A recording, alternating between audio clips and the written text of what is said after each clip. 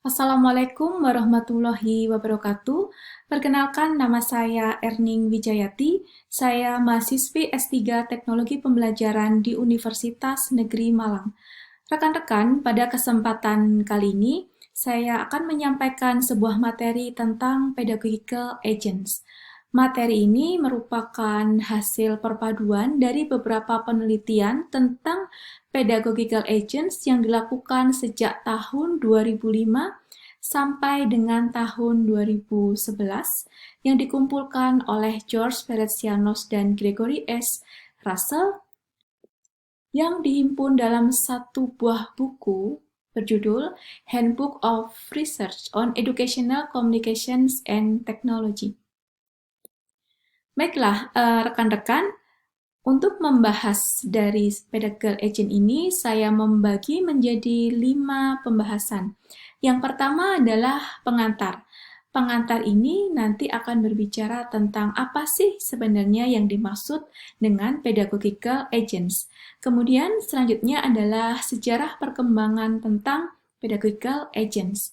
Kemudian landasan teoritik yang mendasari pengembangan pedagogical agents. Kemudian, hasil penelitian tentang pedagogical agents, dan yang terakhir adalah saran untuk penelitian di masa depan yang mungkin saja bisa kita kembangkan. Nah, kita mulai di bagian pengantar. Sebenarnya apa sih pedagogical agent ini?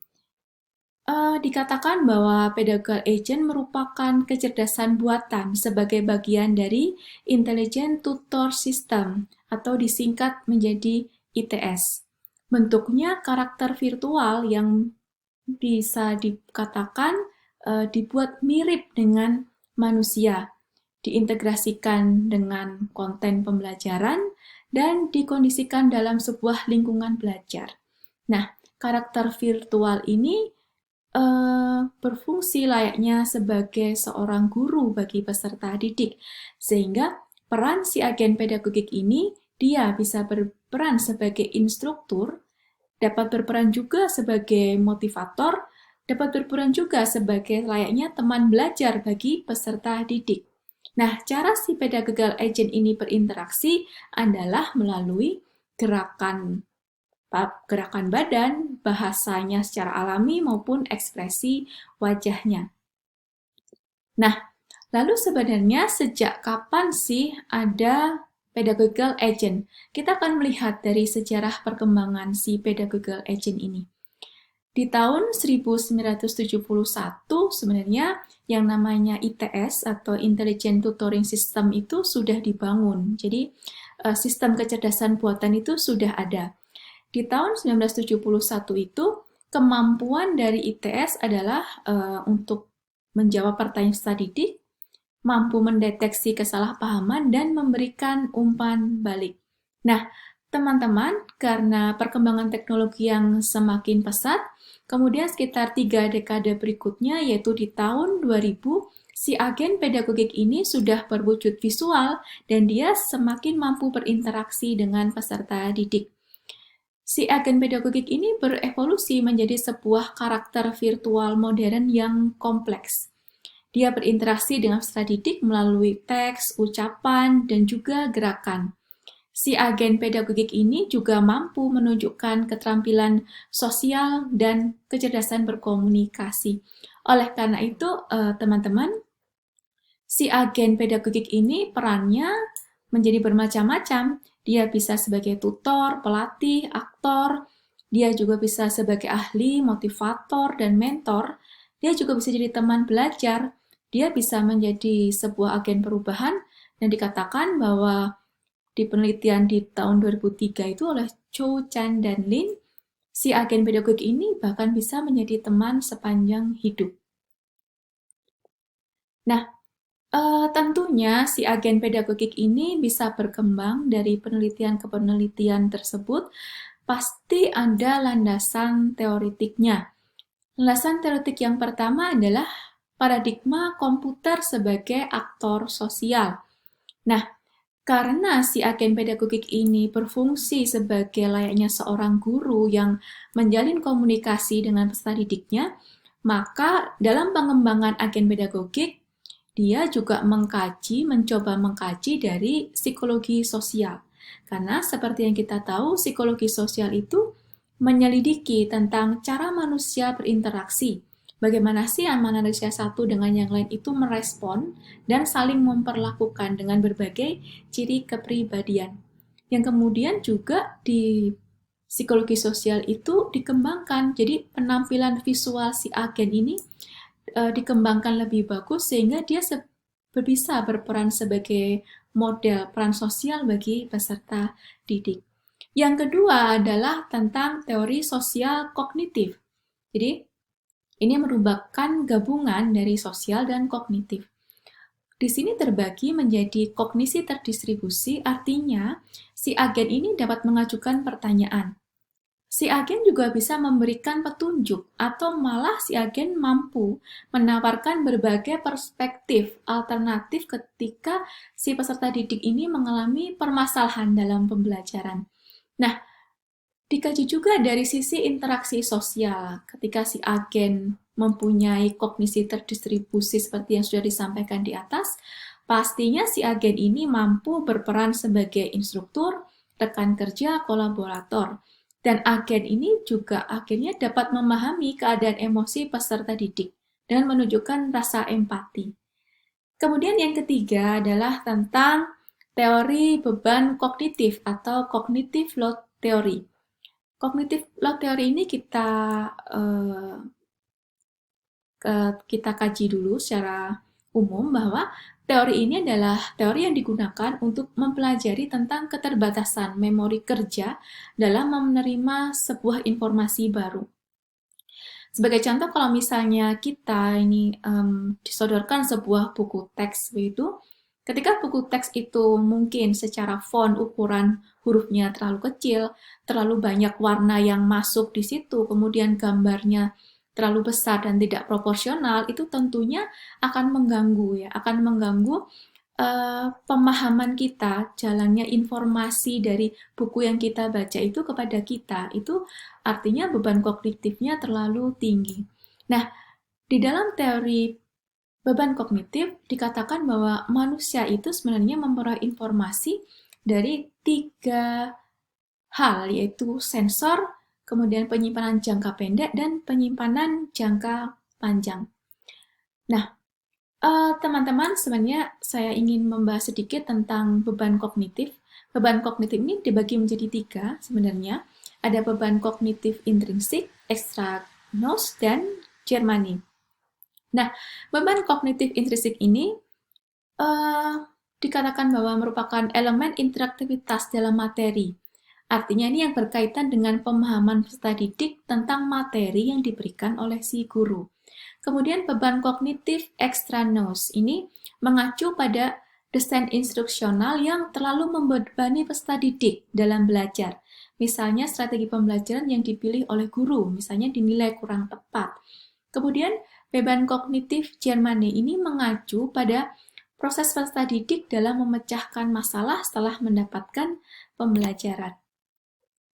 Nah, sebenarnya teori beban kognitif pada agen pedagogik itu sebenarnya apa saja yang bisa digali dari si agen pedagogik ini? Yang pertama, tentunya dengan memperhatikan teori beban kognitif, maka dalam merancang sebuah lingkungan pembelajaran yang menggunakan agen pedagogis, kita harus memberikan proporsi yang cukup ya, artinya yang tidak terlalu membebani untuk anak atau peserta didik itu menerima informasi, kita harus melihat tentang bagaimana ekspresi wajah si agen.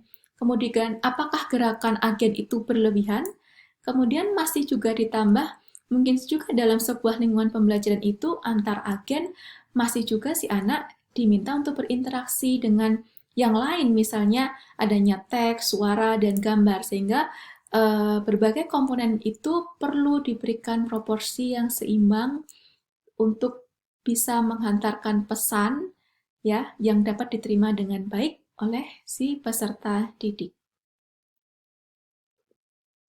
Nah, teman-teman sekalian, dari literatur yang dikumpulkan oleh si pembuat artikel ini, kita akan mendapatkan beberapa hasil penelitian tentang agen pedagogik. Yang pertama, dikatakan bahwa agen pedagogik itu dapat diadaptasi dan sifatnya berguna. Ini artinya bahwa ternyata beberapa penelitian itu memberikan temuan bahwa si agen pedagogis ini dapat memantau dan beradaptasi dengan berbagai macam gaya belajar peserta didik, latar belakang, kemudian perilaku peserta didik dalam lingkungan pembelajaran tadi. Kemudian dikatakan juga bahwa si agen pedagogis ini mampu mengatasi kebutuhan sosio-kultural peserta didik. Artinya di sini bahwa beberapa penelitian ternyata memberikan temuan si agen pedagogik ini dapat berperan sebagai aktor, ya, sebagai model, sebagai teman belajar dan sebagainya, sehingga ini kadang-kadang si agen juga mampu mengajak peserta didik itu membicarakan sebuah obrolan yang ringan, sehingga antara si agen dan si peserta didik itu dengan sendirinya seperti terjalin sebuah harmoni, ya, harmoni dalam sebuah hubungan, sehingga membuat si motivasi belajar si anak ini semakin tinggi. Kemudian yang ketiga yaitu ternyata si agen pedagogis ini mampu menghasilkan stimulasi yang realistis. Ini maksudnya si agen ini dengan gerakan tangannya, dengan caranya dia berbicara, ya, kemudian dengan mungkin dengan suaranya, dengan intonasinya dan sebagainya, mampu menghasilkan simulasi yang realistis, ya, yang artinya itu semua bisa menjadi mempermudah peserta didik dalam memahami sebuah materi.